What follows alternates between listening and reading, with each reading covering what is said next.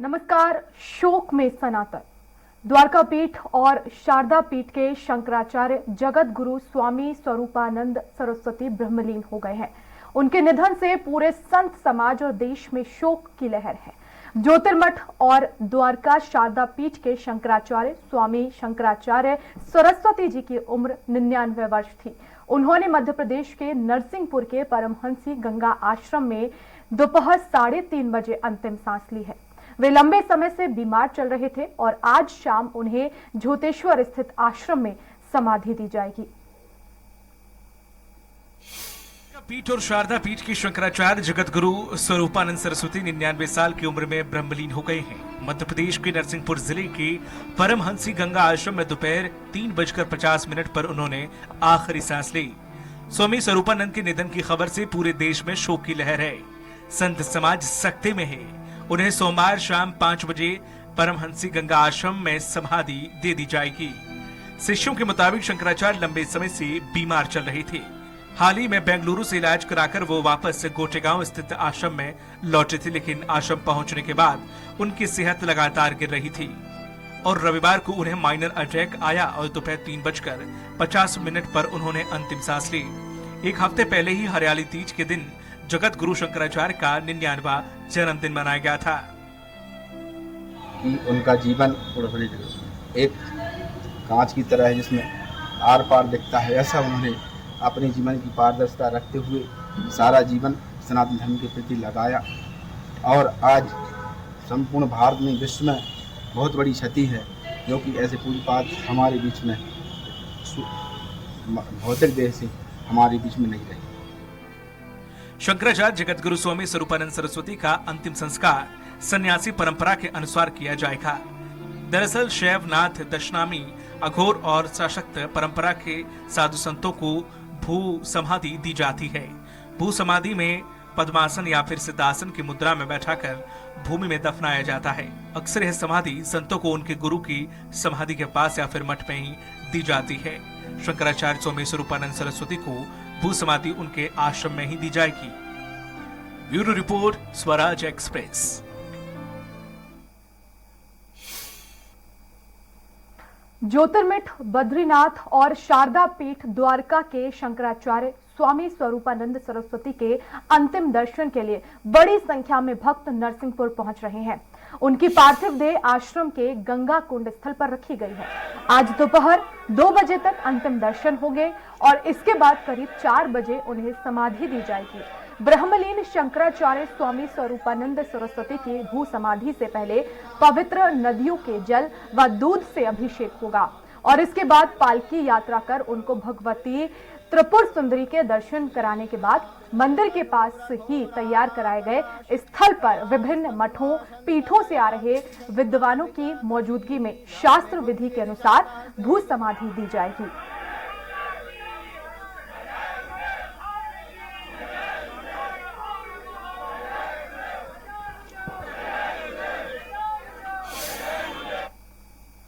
और इधर राजधानी भोपाल में भी स्वामी स्वरूपानंद सरस्वती के निधन की खबर आने के बाद शोक की लहर देखने को मिली।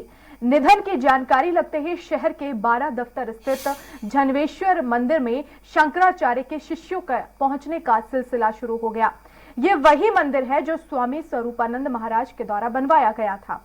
भोपाल प्रवास के दौरान शंकराचार्य इसी मंदिर में अपने शिष्यों से मुलाकात करते थे और प्रवचन किया करते थे। झनवेश्वर मंदिर पहुंचे शंकराचार्य के शिष्यों ने महाराज से जुड़ी अपनी यादें स्वराज एक्सप्रेस के साथ साझा की है।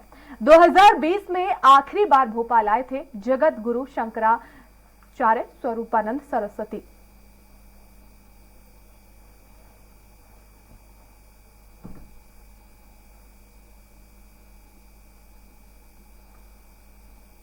महाराज जब राजधानी भोपाल आते थे तो इसी मंदिर में रुकते थे और यही उनका ठिकाना हुआ था। तमाम अनुयायी से इसी मंदिर में वो मुलाकात करते थे। ये वो मंदिर है जहाँ पे स्वामी शंकराचार्य सरस्वती महाराज जब आते थे। लगभग 28 सितंबर 2000 को इसके जो है स्थापना की गई थी और इसकी तस्वीर है इस जगह की। यहाँ पे तमाम जगह जो है इस समय कहीं ना कहीं खामोशी फैली हुई है। तमाम जो लोग हैं वो इस समय शोक में डूबे हुए हैं। महाराज जी यहाँ पे बैठ के अपने अनुयायियों से चर्चा भी करते थे, बात भी करते थे। उनके अनुयायी हमारे साथ मौजूद है, हम बात करते हैं और उनकी यादें क्या जुड़ी हुई है इस मंदिर से, हम उनको जानने की कोशिश करते हैं। आपका नाम मुझे बताइए। मेरा नाम दीपक शास्त्री है। दीपक जी, महाराज जब भोपाल आते थे तो यहीं रुकते थे। जगत गुरु जी महाराज का यही निवास स्थान है। जगत गुरु जी भोपाल में जब भी आए तो यहीं पर रुका करते थे और यहीं पर सभी भक्तों को दर्शन दे के दिया करते थे। कुछ ऐसी याद जो आज आपको बहुत याद आ रही है उनसे जुड़ी हुई? गुरु जी के साथ जब से हम जुड़े हैं तो ऐसा कोई क्षण नहीं है भैया कि जिस समय उनका कोई जिस क्षण को हम भूल सकें। हमारे लिए तो जब से हम 12 वर्ष की उम्र से जुड़े हैं और आज हमारी आयु जो है 32 वर्ष हो रही है, इस 12 वर्ष से लेकर 32 वर्ष के बीच में ऐसा कोई क्षण नहीं रहा जब हमको कोई ऐसी चीज़ ना हो जो बुरी लगी हो। हमें तो हमेशा जगत गुरु जी की छाया ही इतनी, ऐसा लगता था कि मतलब हमारे माता पिता सब वही हैं। आज वो नहीं है तो असहनीय कष्ट है हम लोगों को। भावुक पल कहीं ना कहीं जुड़ा हुआ है यहाँ पे। लोग और भी अनुयायी हैं, उनसे भी जान लेते हैं कि आखिर आज उनके दिलो दिमाग में क्या चल रहा है, क्योंकि बड़ी क्षति इस समय हम कह सकते हैं सनातन धर्म के लिए है। आपका नाम मुझे बताइए। जी, हमारा नाम है संजय पांडे। महाराज स्वामी जी से कब से जुड़े हुए हैं? स्वामी जी से मेरे को 2007 से हो गया जुड़े हुए। महाराज जी के मतलब आश्रम मैंने अध्ययन किया है रहकर, और महाराज जी की मतलब उससे मैं सब कुछ हुआ हूँ। आज महाराज जी नहीं है तो बहुत बड़े दुख की बात है। वो हमारे लिए सब कुछ थे महाराज जी। महाराज जी से आपकी जब भी कोई चर्चा होती थी, कुछ ऐसा वाक्य है जो आज आपको काफ़ी याद आ रहा है, और कुछ ऐसे शब्द जो आप अपने जीवन भर वो प्रेरणा लेके आगे चले? महाराज जी बस कुछ नहीं, मतलब भगवती की मतलब वो सुनाते थे स्तुति, हमको बहुत प्रिय लगती थी। आज हम भी वही बोलते हैं महाराज जी की स्तुति। तो पूरे सनातन धर्म के साथ सभी अनुयायियों की आज कहीं ना कहीं बड़ी क्षति है, और राजधानी भोपाल के इस मंदिर में ही स्वामी स्वातंत्र आके रुकते थे। तमाम जगह शोक लहर है, और कहीं ना कहीं इस क्षेत्र में पसरा सन्नाटा ये बयां कर रहा है कि तमाम जो लोग हैं वो आज किस तरीके से दुख से होते हुए गुजर रहे हैं। कैमरा दीपक के साथ अतुल शर्मा, स्वराज एक्सप्रेस भोपाल। और आइए अब आपको दिखाते हैं कि कैसे मध्य प्रदेश के सिवनी जिले के एक छोटे से गांव से निकलकर शंकराचार्य स्वरूपानंद सरस्वती हिंदुओं के सबसे बड़े धर्मगुरु बनने तक का सफर उन्होंने तय किया। ब्राह्मण परिवार में हुआ जन्म, 9 साल की उम्र में छोड़ा घर, हिंदुओं के सबसे बड़े धर्मगुरु, आजीवन सनातन धर्म की रक्षा के लिए संघर्षरत जगत गुरु शंकराचार्य स्वरूपानंद सरस्वती 2 मठों के द्वारा पीठ और ज्योतिर्मठ के शंकराचार्य थे। उनका जन्म मध्य प्रदेश के सिवनी जिले के दिघौरी गांव में एक ब्राह्मण परिवार में 2 सितंबर 1924 को हुआ था। बचपन में उनका नाम पोतीराम उपाध्याय रखा गया था। स्वरूपानंद सरस्वती ने महज 9 साल की उम्र में घर छोड़कर धर्म की यात्रा का सफर शुरू किया था। अपनी धर्म यात्रा के दौरान वो काशी पहुंचे और स्वामी करपात्री महाराज से वेद वेदांग और शास्त्रों की शिक्षा ग्रहण की। अंग्रेजों से लिया लोहा, जेल में बिताए 15 महीने। ये वो वक्त था जब देश में अंग्रेजों के खिलाफ लड़ाई चल रही थी। आंदोलनों का दौर था जब 1942 में गांधी जी ने अंग्रेजों भारत छोड़ो का नारा दिया था। महज 19 साल की उम्र में स्वरूपानंद सरस्वती भी स्वतंत्रता संग्राम में कूद गए और क्रांतिकारी साधु के रूप में पहचाने जाने लगे। इस दौरान उन्होंने वाराणसी की जेल में 9 महीने और अपने गृह राज्य मध्य प्रदेश जेल में 6 महीने की सजा काटी। ऐसे बने हिंदुओं के सबसे बड़े धर्मगुरु। स्वामी स्वरूपानंद सरस्वती ने 1950 में ब्रह्मलीन शंकराचार्य स्वामी ब्रह्मानंद सरस्वती से दंड संन्यास की दीक्षा ली और स्वामी स्वरूपानंद सरस्वती नाम से जाने जाने लगे। स्वामी स्वरूपानंद सरस्वती करपात्री महाराज के राजनीतिक दल राम राज्य परिषद के अध्यक्ष भी थे। उन्होंने 1981 में शंकराचार्य की उपाधि मिली। इसके बाद उन्होंने साल 1982 में गुजरात में द्वारका शारदा पीठ और बद्रीनाथ में ज्योतिर्मठ का शंकराचार्य बनाया गया। Bureau report, Swaraj express. और वक्त एक छोटे से ब्रेक का है।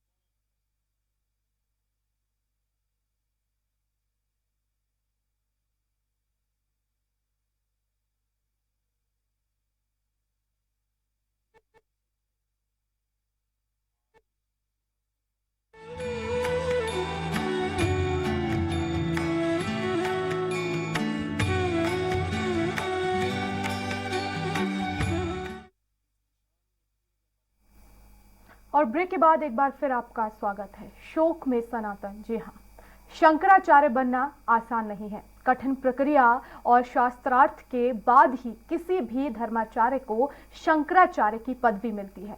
आइए आपको बताते हैं कि कैसे बनते हैं शंकराचार्य और क्या है इसकी चयन की प्रक्रिया। शंकराचार्य की पदवी को हासिल करना आसान नहीं है। कठिन प्रक्रिया और प्रकांड विद्वानों के साथ शास्त्रार्थ के बाद ही शंकराचार्य की गद्दी पर कोई धर्माचार्य बैठ सकता है। दरअसल आदि शंकराचार्य ने प्राचीन भारतीय सनातन परंपरा की रक्षा के लिए देश के 4 कोनों में 4 मठों की स्थापना की थी। पूर्व ओडिशा पुरी में गोवर्धन मठ, पश्चिम गुजरात द्वारका में शारदा मठ, उत्तर उत्तराखंड बद्रिकाश्रम में ज्योतिर्मठ और दक्षिण रामेश्वर में श्रृंगेरी मठ। मठों की स्थापना के साथ ही इनकी रक्षा के लिए अखाड़े भी बनाए गए। इनमें अलग अलग मठों के लिए दशनामी सन्यासी भी तैयार किए गए।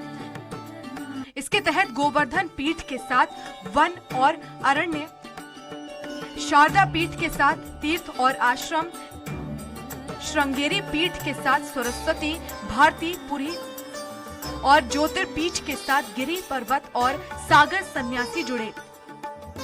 आदि शंकराचार्य ने इन पीठों की बागडोर अपने उन शिष्यों को सौंपी जिनसे उन्होंने स्वयं शास्त्रार्थ किया था। शंकराचार्य ने इन पीठों की स्थापना कर गोवर्धन पीठ पर पदम पदाचार्य, श्रृंगेरी पीठ पर हस्तामलकाचार्य, शारदा पीठ पर सुरेश्वराचार्य और ज्योतिर्पीठ पर त्रोटकाचार्य को बैठाया था। उसके बाद से ये परंपरा लगातार कायम रही। इन पीठों की स्थापना के काफी दिनों के बाद तक शंकराचार्य द्वारा स्थापित दशनामी अखाड़े के प्रमुख और उनके आचार्य महामंडलेश्वर इन मठों के शंकराचार्य का चयन करते रहे। लेकिन बाद में ये परंपरा टूट गई और मठों के शंकराचार्य खुद ही अपने उत्तराधिकारी के नाम की घोषणा करने लगे। शंकराचार्य के चयन का नियम।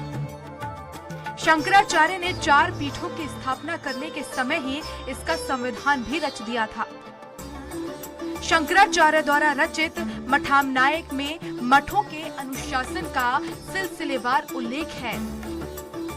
मठामनायक के अनुसार शंकराचार्य बनने के लिए सन्यासी होना जरूरी है। सन्यासी बनने के लिए गृहस्थ जीवन का त्याग, मुंडन, पूर्वजों का श्राद्ध, अपना पिंडदान, गेरुआ वस्त्र, विभूति, रुद्राक्ष की माला को धारण करना आवश्यक होगा। इस प्रक्रिया से गुजरने के बाद शंकराचार्य बनने के लिए ब्राह्मण होना, दंड धारण करने वाला, तन मन से पवित्र, जितेंद्रिय यानी जिसने अपनी इंद्रियों को जीत लिया हो, वाग्मी यानी शास्त्र तर्क भाषण में निपुण हो, 4 वेद और 6 वेदांगों का पारगामी विद्वान होना चाहिए। इसके बाद अखाड़ों के प्रमुखों, आचार्य महामंडलेश्वरों, प्रतिष्ठित संतों की सभा की सहमति, काशी विद्वत परिषद की मुहर के बाद शंकराचार्य की पदवी मिलती है। Bureau report, Swaraj Express. Shankaracharya Swami Swaroopanand Saraswati अपनी मुखरता के लिए जाने जाते थे और कई बार उनके बयानों को लेकर विवाद भी हुआ। बेटियों के दाह संस्कार करने से साईं बाबा की पूजा तक स्वामी स्वरूपानंद के कई बयानों पर काफी विवाद भी हुआ। साईं के मंदिर बनाकर पूजा अर्चना करना सनातन धर्म के विरुद्ध शंकराचार्य स्वामी स्वरूपानंद ने साईं बाबा को लेकर भी विवादित बयान दिया था। उन्होंने साईं बाबा को अवतार मानने से इनकार कर दिया था। साईं भक्ति अंधविश्वास के सिवा और कुछ नहीं है। साईं के मंदिर बनाकर पूजा अर्चना करना सनातन धर्म के विरुद्ध है। इससे हिंदू समाज के बंटने का खतरा भी पैदा हो गया है। साईं हिंदू मुस्लिम एकता के प्रतीक नहीं है। 30 जून 2014 को शंकराचार्य स्वामी स्वरूपानंद सरस्वती ने जम्मू कश्मीर से आर्टिकल 370 हटाने की वकालत की थी। उन्होंने कहा था कि जम्मू कश्मीर से इसे हटाया जाना चाहिए। उनका कहना था कि आर्टिकल 370 हटना घाटी के लोगों के लिए लाभकारी होगा। शंकराचार्य स्वामी स्वरूपानंद सरस्वती ने हिंदुओं और मुसलमानों के लिए यूनिफॉर्म सिविल लॉ की वकालत भी की थी। उनका कहना था कि इससे उनकी आबादी में संतुलन रहेगा। शंकराचार्य स्वामी स्वरूपानंद सरस्वती महाराष्ट्र के अहमदनगर में स्थित भगवान शनि के मंदिर शनि शिंगणापुर में महिलाओं के प्रवेश के खिलाफ भी थे। उन्होंने 2016 में कहा था कि शनि क्रूर ग्रह है, ऐसे में महिलाओं को भगवान की पूजा करते समय सावधान रहना चाहिए।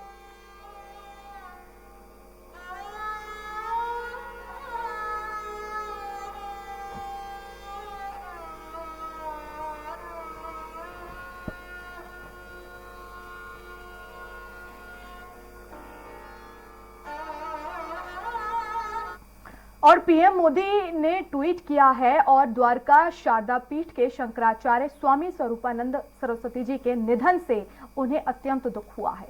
शोक के इस समय में उनके अनुयायियों के प्रति मेरी संवेदनाएं। ओम शांति।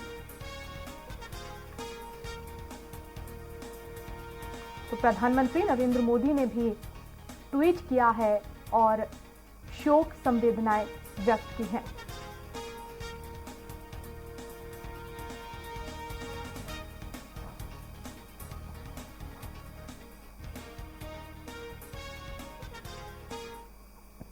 और शिवराज सिंह चौहान भारतीय ज्ञान परंपरा में आपके अतुलनीय योगदान को अखिल विश्व अनंत वर्षों तक स्मरण रखेगा। पूज्य शंकराचार्य स्वामी स्वरूपानंद सरस्वती जी के चरणों में अनंत श्रद्धा के सुमन अर्पित करता हूं। ओम शांति। ये ट्वीट मुख्यमंत्री शिवराज सिंह चौहान ने किया है और उन्होंने दुख व्यक्त किया है। ट्वीट करते हुए उन्होंने श्रद्धा सुमन अर्पित करते हैं, उन्होंने ट्वीट कर लिखा है। और वहीं उत्तर प्रदेश के मुख्यमंत्री योगी आदित्यनाथ ने भी ट्वीट किया है।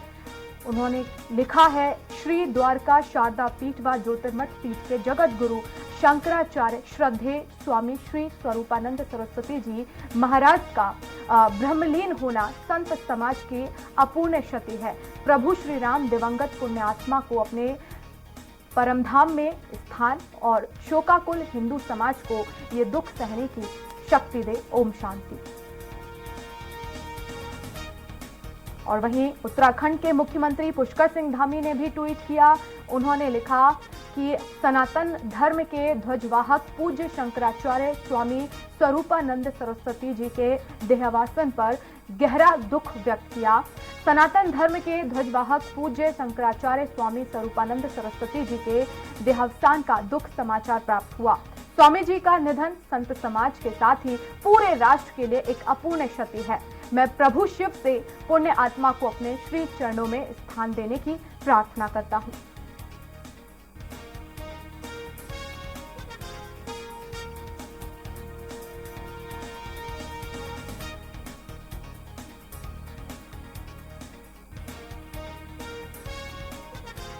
और बीजेपी के प्रदेश अध्यक्ष वीडी शर्मा ने शंकराचार्य स्वरूपानंद सरस्वती जी के निधन पर शोक व्यक्त किया।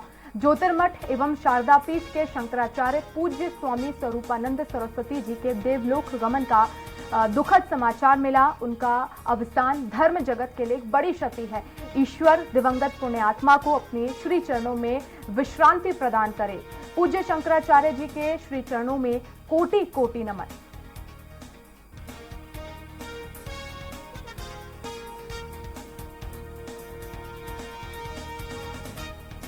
और वहीं राज्यसभा सांसद दिग्विजय सिंह ने भी ट्वीट किया, हमारे पूज्य गुरुदेव जगत गुरु शंकराचार्य स्वामी स्वरूपानंद सरस्वती जी के देवलोक गमन की खबर मेरे लिए गहरे आघात जैसी है और बड़ी व्यक्तिगत क्षति है। वे मेरे मार्गदर्शक तो थे ही, मेरे बहुत बड़े शुभ चिंतक भी थे। मैं उन्हें अश्रुपूरित श्रद्धांजलि अर्पित करता हूं। ओम शांति।